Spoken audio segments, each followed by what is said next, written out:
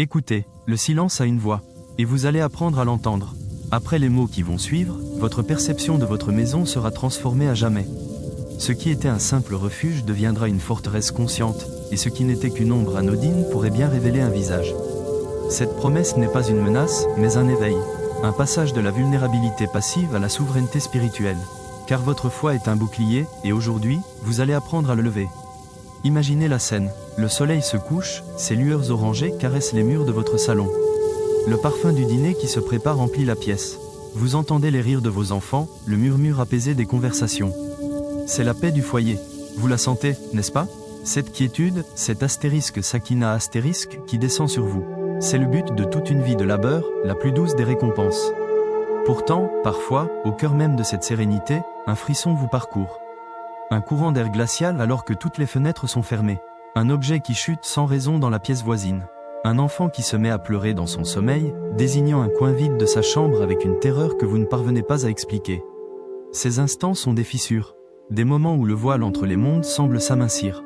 Pourquoi certains foyers semblent-ils être des aimants à problème, des lieux de discorde et d'anxiété, tandis que d'autres sont d'inébranlables havres de paix? La réponse ne se trouve ni dans la richesse matérielle, ni dans la qualité des murs. La réponse est dans l'invisible. Elle est dans les paroles qui y sont prononcées, et dans celles qui sont tues. Pensez maintenant à ces nuits tardives. Le reste de la famille dort à point fermé. Seule la lumière de votre lampe découpe un cercle de concentration dans l'obscurité. Vous étudiez, vous travaillez, vous lisez. C'est dans ce silence quasi absolu que les pensées s'agitent. Le doute s'installe sans crier gare. Une anxiété soudaine, une tristesse inexpliquée, une peur irrationnelle qui vous fait sursauter au moindre craquement du parquet. Ce n'est pas seulement la fatigue, c'est une influence, une brèche dans le mur de votre concentration, une porte ouverte aux insufflations de Shaitan. Quel était donc le secret des pieux anciens pour blinder leur nuit et celle de leurs enfants? Ils n'avaient pas nos anxiolytiques, mais ils possédaient une connaissance plus profonde. Ils comprenaient que l'architecture d'une maison ne se limite pas à ses briques et à son ciment. Il existe une architecture spirituelle, invisible mais bien plus déterminante pour la paix de ses habitants. La parole d'Allah n'est pas seulement une lecture. Ce n'est pas un simple texte à méditer dans un état de quiétude. C'est une force active, une architecture de protection divine, une technologie spirituelle accessible à celui qui en connaît les clés. Chaque verset, chaque mot, possède un poids, une autorité, une résonance qui vibre bien au-delà de notre perception auditive et qui s'impose avec force dans le monde de l'invisible, ce monde que le Coran nomme astérisque al-Gheb astérisque. Nous connaissons tous le pouvoir immense d'Ayat al-Kursi, le verset du trône. Nous nous réfugions chaque soir dans la récitation des 3 dernières sourates, les protectrices. Elles sont les piliers, les fondations de notre forteresse spirituelle. Mais la véritable révélation vient maintenant. Il existe d'autres clés, d'autres verrous. 5 versets spécifiques, souvent méconnus du grand nombre, qui forment ensemble un bouclier complet. Un système de défense en 5 étapes qui scelle, purifie, apaise et protège. Ce ne sont pas des formules magiques. Ce sont des commandements divins. Chacun de ces 5 versets a une fonction précise, une fréquence particulière qui agit sur une dimension spécifique de la protection. L'un verrouille les portes physiques et spirituelles, l'autre dissipe les nuages du doute, un troisième agit comme un feu contre l'arrogance des entités malveillantes. Mais attention, réciter ces versets sans l'intention juste, sans la certitude du cœur, c'est comme posséder une épée magnifiquement forgée sans savoir comment la manier. La puissance est là, mais elle reste inerte. La clé qui active toute cette architecture divine arrive juste après ceci.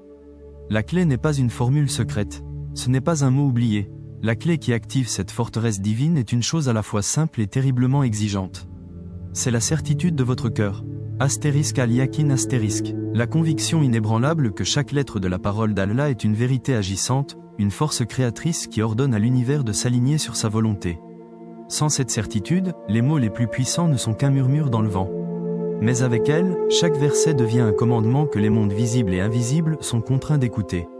Et c'est là que réside notre plus grand défi aujourd'hui. Dans un monde saturé de doutes, de bruit et de distractions, où trouver cette certitude? Comment la cultiver? Nos foyers, qui devraient être des sanctuaires de paix, des havres de sérénité, sont devenus poreux. Ils sont infiltrés par l'anxiété du monde extérieur, par les tensions du quotidien, et par ces chuchotements subtils, ces astérisques waswas astérisques, qui sèment la discorde entre un mari et sa femme, qui installent la peur dans le cœur d'un enfant la nuit, qui transforment le silence apaisant du foyer en une source d'angoisse. Vous le sentez, n'est-ce pas? Cette fragilité, ce sentiment que la paix est une chose si précieuse, mais si difficile à préserver. C'est pourquoi cette connaissance n'est pas un luxe spirituel. C'est une nécessité, c'est un acte de responsabilité et d'honneur. Il s'agit de passer d'un état de croyant passif, qui subit les aléas spirituels comme la poussière subit le vent, à celui de croyant actif, qui se dresse comme un bouclier. De la poussière au bouclier. Voilà la transformation qui vous est promise. La poussière est dispersée, vulnérable, sans forme. Le bouclier est solide, intentionnel, protecteur. Il ne cherche pas le combat, mais il se tient prêt. Il ne nie pas la menace, mais il lui oppose une défense infranchissable. Votre maison, votre sanctuaire. Votre foi, votre bouclier. Cette métamorphose est au cœur de la mission du croyant. L'honneur d'un homme et d'une femme ne réside pas seulement dans leur capacité à pourvoir aux besoins matériels de leur famille. Il réside aussi, et peut-être surtout, dans leur capacité à bâtir une forteresse de quiétude spirituelle. Protéger les siens des terreurs nocturnes, des influences de la jalousie, du mauvais œil, des insufflations qui mènent au doute et à la colère. Voilà le véritable honneur, voilà le legs le plus précieux. Imaginez la scène, imaginez la paix qui descend sur votre demeure lorsque les mots justes y sont prononcés avec la certitude du cœur. Le silence de la nuit n'est plus menaçant, il devient une invitation à la contemplation. Les rires de vos enfants ne sont plus teintés d'une anxiété latente, ils sont purs, protégés. La relation avec votre conjoint n'est plus minée par des malentendus inexplicables, elle est baignée dans la astérisque Sakina astérisque, cette tranquillité divine qui descend sur les cœurs et les foyers des croyants. Ce n'est pas un rêve, c'est la promesse attachée à la parole divine. Mais la véritable révélation vient maintenant. Pour atteindre ce résultat, il faut suivre un chemin précis, un chemin de connaissance et de pratique. C'est ce chemin que nous allons parcourir ensemble. Je vais vous confier ces 5 versets, ces 5 clés, une par une. Je vous expliquerai non seulement lesquels ils sont, mais pourquoi ils fonctionnent. Quelle est la signature spirituelle de chacun d'eux, et comment ils s'assemblent pour former ce bouclier coranique complet. Et nous le ferons avec la plus grande prudence et le plus grand respect. C'est l'engagement que je prends envers vous. Nous distinguerons toujours, avec une clarté absolue, ce qui relève de la révélation divine directe, la parole intouchable d'Allah, de ce qui relève de elle, astérisque ijtihad astérisque, l'effort d'interprétation des savants et des sages qui ont consacré leur vie à sonder les profondeurs de l'océan coranique. Notre guide sera la lumière du Coran lui-même, et le contexte fourni par la tradition prophétique, la Sunna. Lorsque nous citerons une explication, nous mentionnerons sa source, comme l'écrit l'imam Ibn Kathir, afin que votre savoir repose sur des fondations solides. Ce n'est pas une vidéo sur des superstitions. C'est un cours sur une science spirituelle. Une science de la fortification de l'âme et du foyer. Il ne s'agit pas de peur, mais de pouvoir. Le pouvoir que la foi vous confère. Moins de peur, plus de Coran. Telle est notre devise, car la peur naît de l'ignorance, tandis que la confiance naît de la connaissance et de la pratique. La parole est une arme. Apprenez à la manier, c'est le contrat que je vous propose. Restez avec moi jusqu'au bout, et vous ne recevrez pas seulement une liste de versets à mémoriser. Vous recevrez la compréhension de leur architecture sacrée. Vous apprendrez à devenir l'ingénieur de votre propre paix intérieure, le gardien vigilant de la sérénité de votre foyer. Chaque verset que nous allons explorer est une pierre ajoutée à l'édifice. Le premier verset est le plus fondamental. C'est celui qui pose les fondations et scelle les entrées. Il agit comme un verrou invisible mais inviolable sur les portes et les fenêtres de votre maison, empêchant toute intrusion malveillante. Il déclare, par la parole du Créateur lui-même, « Ce territoire est sous protection divine ». Il est le seuil entre le chaos extérieur et la paix intérieure. Nous allons commencer par ce premier verrou, la première clé qui transformera un simple mur en une frontière sacrée. Vous comprendrez pourquoi sa récitation à certains moments de la journée a un impact si profond. Vous apprendrez non seulement les mots, mais l'intention qui doit les accompagner pour leur donner tout leur poids. La promesse est double, une vérité tirée de notre héritage spirituel, et une application pratique et immédiate pour votre vie, dès ce soir. Vous êtes sur le point de passer du rôle de simple habitant à celui de gardien conscient et équipé. La transformation de la poussière en bouclier. Elle commence maintenant. Imaginez la scène. Pas une scène de notre époque, mais une scène gravée dans le sable du temps. Une bibliothèque ancienne, éclairée par des lampes à huile. Le parfum des parchemins anciens et de l'encre se mêle à la fraîcheur nocturne du désert. Un savant, le dos courbé sur de précieux manuscrits, ne cherche pas une simple information. Il cherche une architecture, une géométrie sacrée dissimulée dans les paroles révélées. Il trace des lignes, connecte des versets, non pas avec un crayon, mais avec son esprit et sa méditation. Il comprend que le Coran n'est pas seulement un guide pour l'âme, mais aussi une carte pour naviguer dans les dimensions invisibles qui nous entourent. Ce n'est pas un conte, c'est l'histoire de notre héritage. La connaissance que nous allons partager aujourd'hui n'est pas née d'une intuition moderne, mais d'une longue chaîne de transmission, de cœur et d'esprit dévoués à la préservation de la sagesse prophétique. Il savait que pour protéger une caravane dans le désert, il fallait des gardes et des épées. Mais pour protéger un foyer, une famille, un esprit, il fallait des armes d'une autre nature. Des armes faites de lumière et de fréquences divines. Des mots, mais pas n'importe quel mot. Le premier verset de ce bouclier spirituel est sans doute le plus connu, mais sa fonction en tant que verrou est souvent sous-estimée. C'est le verset du trône. Ayat al-Kursi, Surat al-Baqarah, verset 255. Vous le connaissez, n'est-ce pas? Mais le connaissez-vous vraiment? Comprenez-vous son poids dans la balance cosmique? Il n'est pas seulement une description de la majesté d'Allah. Il est une affirmation de son autorité absolue sur toute la création, visible et invisible. Lorsque vous le récitez, vous ne faites pas que lire. Vous activez un décret divin. Imaginez votre porte d'entrée. Ce n'est plus seulement du bois ou du métal. En récitant ce verset avec une intention claire de protection, vous tracez une ligne de lumière sur son seuil. Une frontière que les forces du désordre ne peuvent franchir par la permission d'Allah. C'est un sceau. Le prophète, que la paix et les bénédictions soient sur lui, nous a enseigné que quiconque récite Ayat al-Kursi avant de dormir, un gardien envoyé par Allah reste avec lui, et aucun démon ne s'approche de lui jusqu'au matin. Cette histoire est rapportée par l'imam al-Bukhari. C'est une promesse prophétique, une garantie. Pensez à cela, un seul verset, récité avec foi et concentration, il érige une forteresse autour de votre sommeil. Maintenant, transposez cette puissance à votre foyer tout entier. Imaginez réciter ce verset en passant la main devant votre porte d'entrée avant de la fermer pour la nuit. Vous ne fermez pas seulement une porte physique, vous activez le verrou spirituel. Vous déclarez que cet espace, ce sanctuaire familial, est sous la protection exclusive du vivant, de celui qui subsiste par lui-même. Ni sommeil ni somnolence ne le saisissent. Comment une créature pourrait-elle alors violer une demeure protégée par le gardien éternel? Votre maison, votre sanctuaire. Ce n'est pas une simple phrase. C'est un objectif, un état d'être. Chaque soir, après la prière de l'Isha, ou juste avant de vous endormir, faites de cette récitation un rituel. Pas un rituel mécanique, mais un acte de conscience. Un dialogue. Vous demandez la protection au seul qui peut la garantir, en utilisant les mots qu'il a lui-même révélés. Vous transformez votre foyer en une mosquée, un lieu de paix et de sécurité. C'est le premier pilier de notre bouclier, le fondement sur lequel tout le reste sera bâti. Mais attention, verrouiller la porte est une chose. Que se passe-t-il si l'ennemi est déjà à l'intérieur? Non pas sous la forme d'une entité physique, mais sous une forme bien plus subtile. Le doute, l'anxiété, la discorde, les chuchotements qui montent les uns contre les autres. C'est ici que le premier verset, bien que puissant, a besoin d'un allié. Il protège de l'intrusion extérieure, mais un autre type de verset est nécessaire pour purifier l'atmosphère intérieure. La véritable révélation vient maintenant. Nous entrons dans le deuxième acte de notre fortification. Le verrou est en place. La forteresse est scellée, mais la bataille la plus importante se déroule souvent à l'intérieur des murs. Dans l'air que nous respirons, dans les pensées que nous entretenons. L'antagoniste ici n'est pas une créature tapie dans l'ombre, mais le astérisque waswas astérisque, l'insinuation malicieuse, le chuchotement de Shaitan qui sème le trouble dans les cœurs. Vous le sentez, n'est-ce pas? Ce sentiment d'agacement soudain envers un proche. Cette anxiété qui monte sans raison apparente. Cette tristesse qui pèse sur la maison comme un nuage gris. C'est une pollution spirituelle, une interférence. Pour la dissiper, il nous faut un verset qui agit comme un purificateur d'air pour l'âme. Un verset qui ne crie pas, mais qui réajuste la fréquence spirituelle de la pièce. Ce verset, ou plutôt ces versets, sont les deux derniers de la sourate al-Baqarah. Amana al-Rasoul, jusqu'à la fin. Le prophète Muhammad, paix et bénédiction sur lui, a dit que si quelqu'un récite ces deux versets durant la nuit, ils lui suffiront. Les savants, comme l'écrit Ibn Kathir, ont interprété ce « ils lui suffiront » de multiples façons. Comme protection contre tout mal, comme remplacement des prières nocturnes si on les manque, ou comme une protection complète contre les démons. Imaginez les faits. Vous avez scellé la porte avec le verset du trône.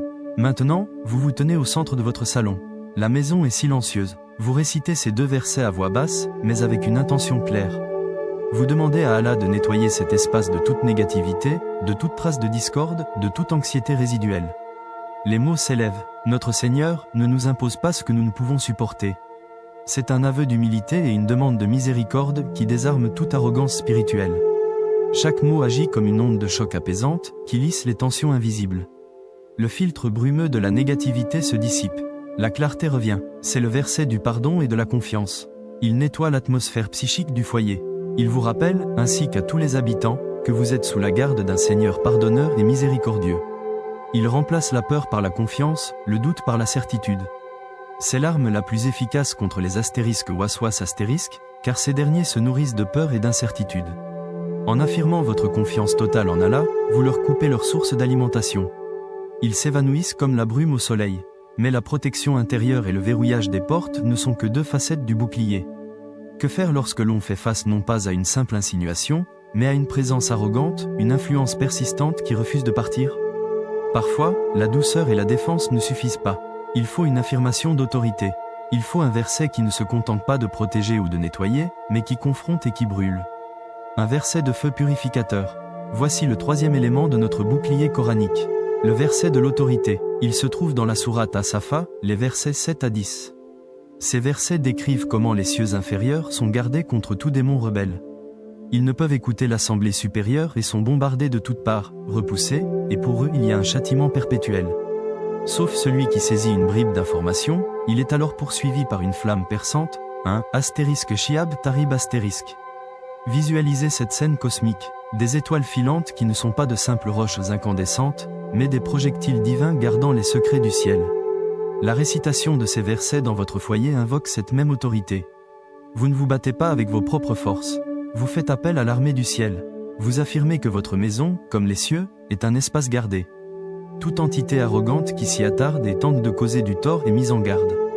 Elle est avertie qu'elle sera poursuivie par ce même feu spirituel. Ce n'est pas un acte de violence. C'est un acte de justice et de rétablissement de l'ordre divin. Vous ne faites que réclamer votre droit en tant que croyant, le droit à la paix et à la sécurité dans votre propre domaine. La récitation de ces versets est particulièrement puissante lorsque vous sentez une lourdeur oppressante, une atmosphère de confrontation qui ne se dissipe pas avec les versets plus doux. C'est l'ultimatum, le moment où vous passez de la défense à l'affirmation de la souveraineté d'Allah sur ce lieu. Nous avons donc le verrou, le purificateur et le feu. La forteresse est sécurisée, l'air est pur et l'autorité est établie. On pourrait penser que c'est suffisant. Pourtant, une forteresse sans habitants sereins n'est qu'une prison dorée. La confrontation n'est pas une fin en soi. Le but ultime est la paix, la quiétude, la *Sakina *, ce sentiment de tranquillité profonde et de présence divine apaisante. C'est là qu'intervient le quatrième verset, le manteau de *Sakina *. Il se trouve dans la sourate Al-Fat, verset 4. C'est lui qui a fait descendre la quiétude al-Sakina dans les cœurs des croyants afin qu'ils ajoutent une foi à leur foi. Ce verset ne repousse pas. Il attire, il n'expulse pas les ténèbres, il invite la lumière. Il change la nature même de l'environnement. Imaginez la chambre de votre enfant. Il est agité, fait des cauchemars. La peur flotte dans l'air. Vous vous asseyez à côté de son lit. Après avoir récité les versets de protection, vous concluez avec celui-ci en posant doucement votre main sur son front. Vous ne demandez pas seulement à Allah de chasser le mal, vous lui demandez de faire descendre sa paix. La *Sakina *, une douce lumière semble remplir la pièce. Le visage de l'enfant se détend. Sa respiration devient profonde et régulière. Il est enveloppé dans un manteau de paix divine. Ce verset est le cœur battant de notre bouclier. Il transforme la forteresse en un havre. Il ne s'agit plus seulement d'être à l'abri du mal, mais d'être rempli de bien. C'est le but de notre pratique. Non pas vivre dans la peur de l'invisible, mais vivre dans la sérénité de la présence divine. Ce verset est particulièrement crucial pour les enfants, pour le sommeil, et pour les moments de grande anxiété ou de tristesse. Il rappelle que la force du croyant ne vient pas de sa propre capacité à combattre, mais de sa capacité à s'ouvrir à la paix qu'Allah envoie. Nous avons maintenant 4 pierres angulaires de notre édifice spirituel. Le verrou, le purificateur, le feu et le manteau de paix. Chacun a une fonction précise, une résonance unique. Ensemble, ils créent un système de protection presque complet. J'ai bien dit presque, car il manque un dernier élément. L'élément le plus important, celui qui lie tous les autres. Celui qui assure leur cohésion et leur pérennité. Sans lui, ces 4 versets sont comme 4 murs sans ciment. Solides, mais séparés. Le 5e verset n'est pas un mur de plus. C'est le mortier qui scelle l'ensemble. La clé de voûte qui empêche toute la structure de s'effondrer. Et le secret de sa puissance réside dans sa simplicité déconcertante. Mais la véritable révélation vient maintenant. Car ce 5e élément, cette clé de voûte, n'est pas un verset rare ou secret. Au contraire, c'est le verset le plus connu, le plus récité, le plus mémorisé pour la protection. Sa puissance ne réside pas dans sa nouveauté, mais dans la profondeur de sa compréhension et sa juste place dans notre bouclier. Ce verset est le 25e de la 2e sourate. Ayat al-Kursi, le verset du trône. Vous pourriez penser, mais je le connais déjà. Je le récite tous les soirs. Et c'est là toute la subtilité. Beaucoup d'entre nous le récitent comme une formule, une habitude. Une clé que l'on tourne dans une serrure sans savoir comment le mécanisme fonctionne. Aujourd'hui, vous allez comprendre pourquoi ce verset n'est pas simplement une protection de plus, mais le centre de gravité de toute protection. Il est le soleil autour duquel les 4 autres versets orbitent. Les 4 premiers versets agissent sur notre environnement. Ils verrouillent, purifient, repoussent et apaisent. Ils sont des actions. Le verset du trône, lui, n'est pas une action. C'est une déclaration, une proclamation de la réalité. Il ne demande pas à Allah d'intervenir. Il décrit qui est Allah. Et dans cette description réside un pouvoir qui réorganise l'univers tout entier, y compris le monde invisible. Quand vous le récitez, vous ne dites pas « Oh Allah, protège-moi ».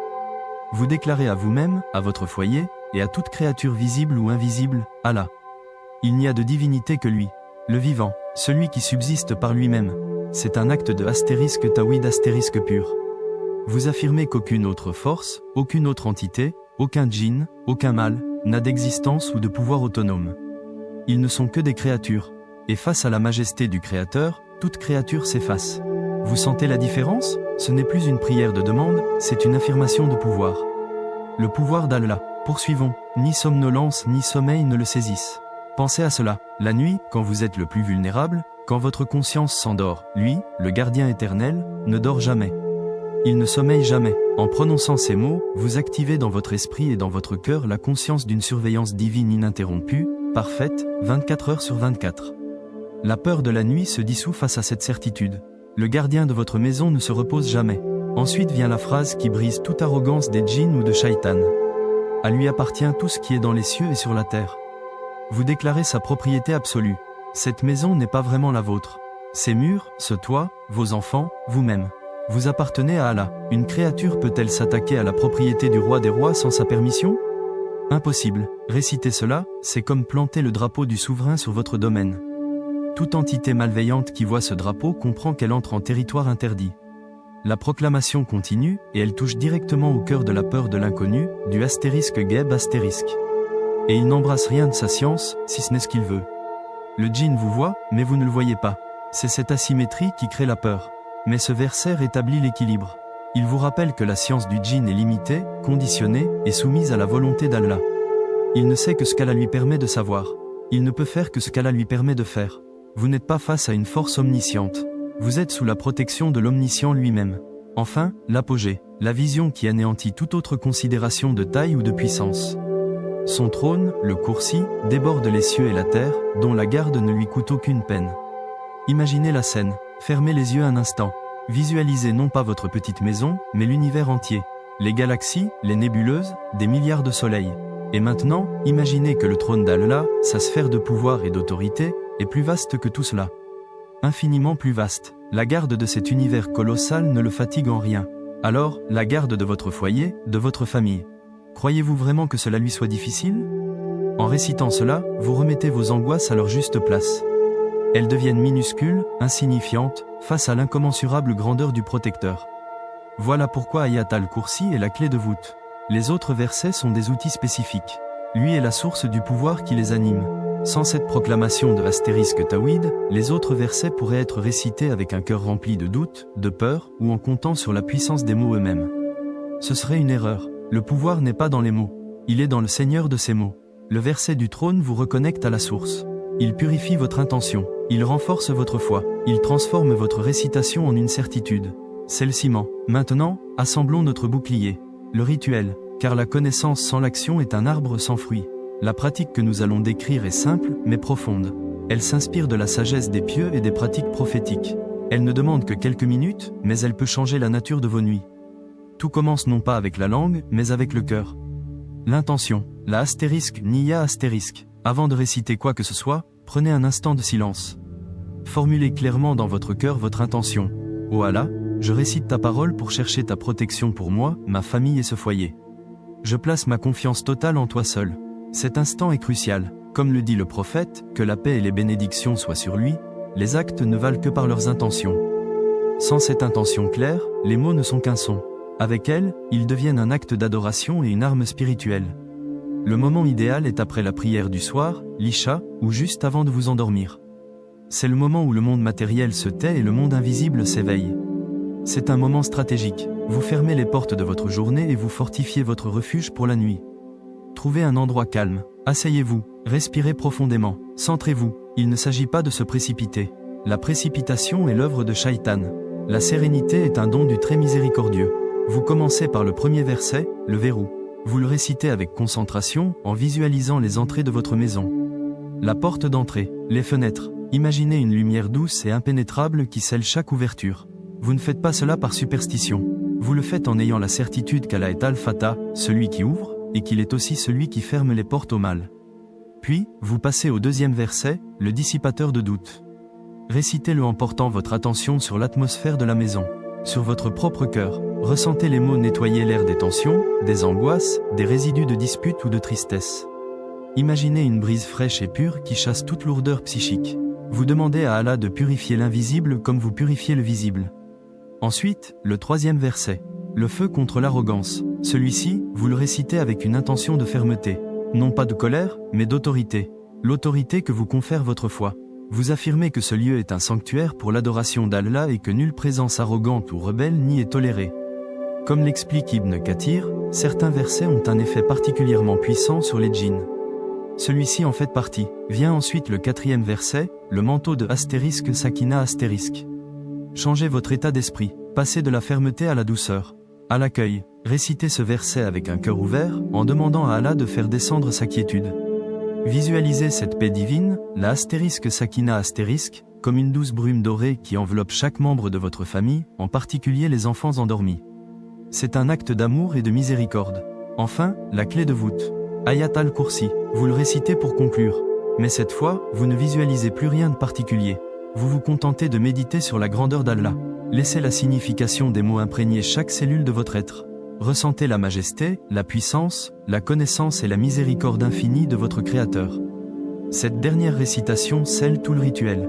Elle le place sous l'égide du * Tawhid, l'unicité divine, garantissant que votre confiance est placée au bon endroit. Uniquement en Allah, une pratique prophétique simple peut accompagner ce rituel. Après avoir récité, vous pouvez souffler légèrement dans vos mains, puis les passer sur votre visage et sur ce que vous pouvez atteindre de votre corps. C'est un geste symbolique, une manière de s'envelopper physiquement dans la baraka *, la bénédiction, des paroles divines que vous venez de prononcer. Voilà le bouclier complet, 5 versets, 5 fonctions, un seul pouvoir, le pouvoir d'Allah. Qu'est-ce qui change pour vous, aujourd'hui, en connaissant cela ? Tout. Votre maison n'est plus un simple assemblage de briques et de mortier. Elle devient un sanctuaire conscient. Un ribat un avant-poste de la foi dans un monde agité.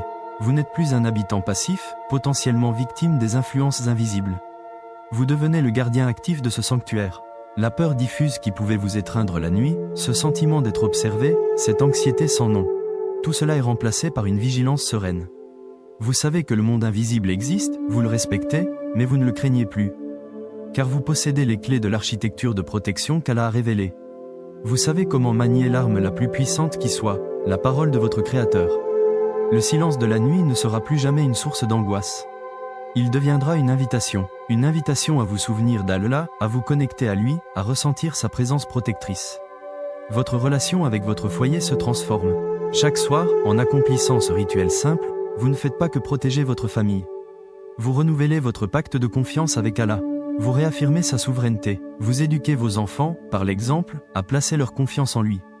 Vous bâtissez une forteresse de foi, pierre par pierre, verset par verset. La parole est une arme. Apprenez à la manier. Votre maison, votre sanctuaire. Moins de peur, plus de Coran.